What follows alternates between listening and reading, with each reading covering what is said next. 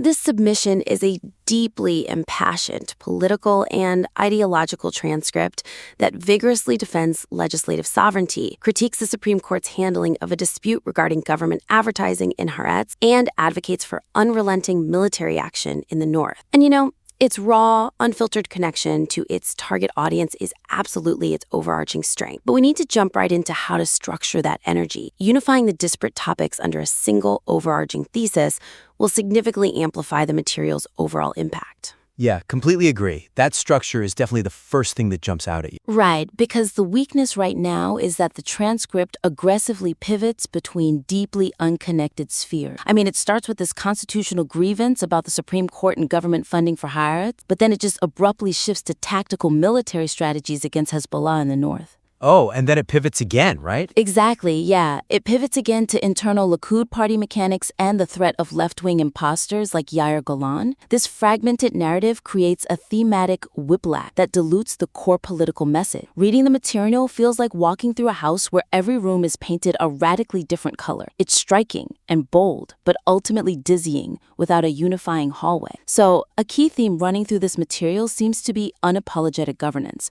But let's look closely at how these sections connect. Right, because right now, they don't really connect for the reader at all. We have these intensely colored rooms, like you said. You've got the courtroom, the battlefield, the ballot box, but the reader isn't, walking between them. They're just kind of being violently teleported. Yes, teleported is the perfect word for it. Right? And when you jump from constitutional law straight to military drone tactics without any sort of transitional bridge, the reader's brain just has to completely reset. I mean, they lose all the emotional momentum that the previous section worked so hard to build up. Which is super frustrating for a reader. Exact. By the time they actually figure out why we are suddenly talking about Hezbollah, the passion from the whole Supreme Court section has just, it's evaporated.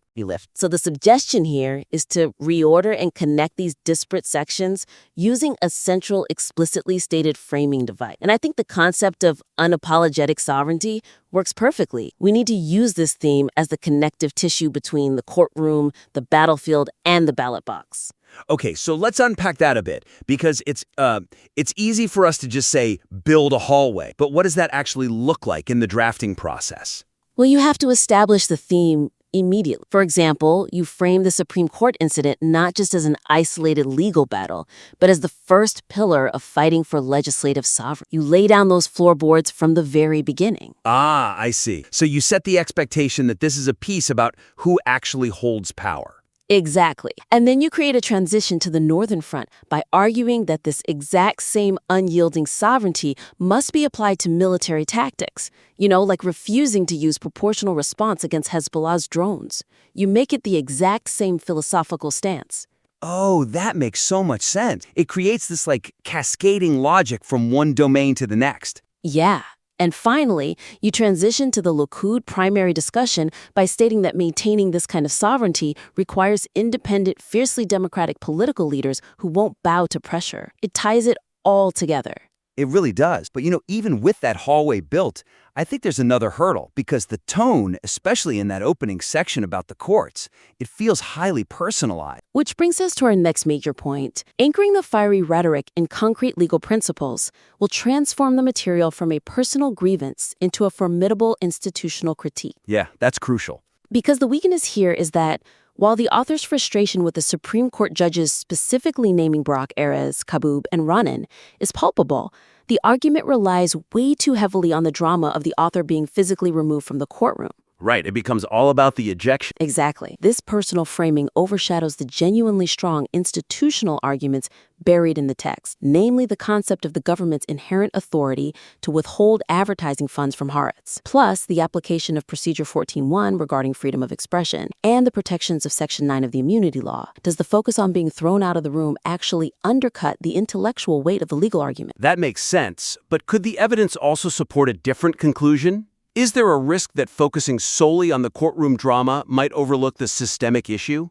Oh, absolutely, there's a risk. I mean, right now it's loud, but it allows critics to just dismiss the author as disruptive. The suggestion is to elevate the institutional argument by leading with the legal absurdity of the situation before deploying the personal clash as the climax of the story. So kind of flipping the structure of that specific scene. Yeah, ensure the distinction between personal frustration and systemic critique is sharp. For example, start the Supreme Court section by clearly defining inherent authority. Explain exactly why it defies logic for a government to fund a newspaper that it claims accuses IDF soldiers of genocide. Right. You build the intellectual foundation first. You make the reader agree with the logic before the judges even react. Precisely. And then explicitly contrast Procedure 141 before introducing the courtroom injection. Argue that it protects left-wing expression but not right-wing expression. Establish that systemic bias clearly on the page first. Yes. And then, finally, use the ejection from the court not as a complaint, but as the ultimate dramatic proof of the systemic bias you just explained. Turn a moment of victimization into a rhetorical victory. Wow. Yeah, that is a massive shift. You go from basically just appealing to outrage to appealing to logic and institutional integrity. Exactly. It makes the argument incredibly difficult for opponents to dismiss. It really does. It takes the passion that's already there and gives it like a titanium skeleton. That's a great way to put it. And that actually creates a perfect bridge to the ending of this piece, because the way the author tries to resolve all this brings us to another structural issue. Bridging the gap between grand historical ideology and practical party politics will create a more cohesive and persuasive closing argument. Oh, the ending. Yeah, it's fascinating because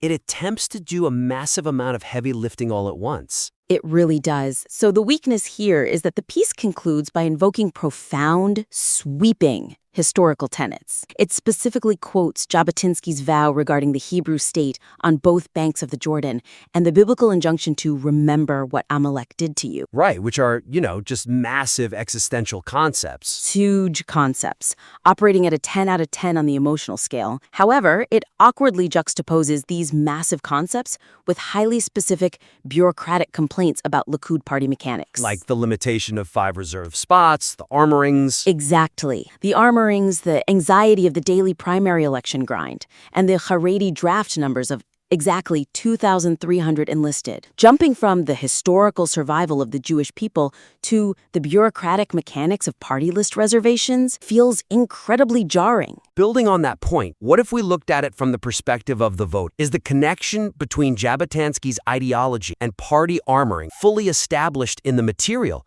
or is that an area to potentially bolster? It absolutely needs to be bolstered.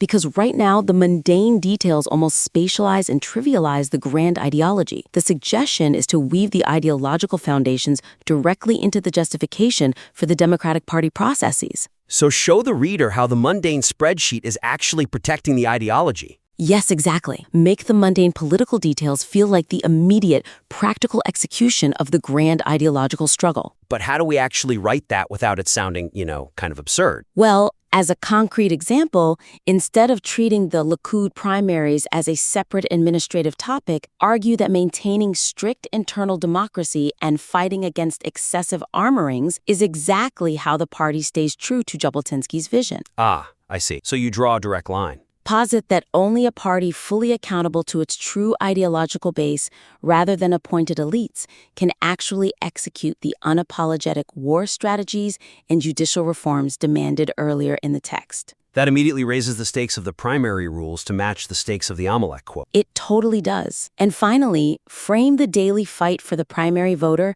not as a burden, but as the modern-day battlefield where the Amalek ideology is actively countered. Right, so handing out flyers or making phone calls isn't just a chore anymore. Exactly. It's a noble duty. It resolves that jarring juxtaposition perfectly. It creates such a seamless flow of logic. From the abstract law to the physical danger to the historical ideology, and then right down to the ballot box.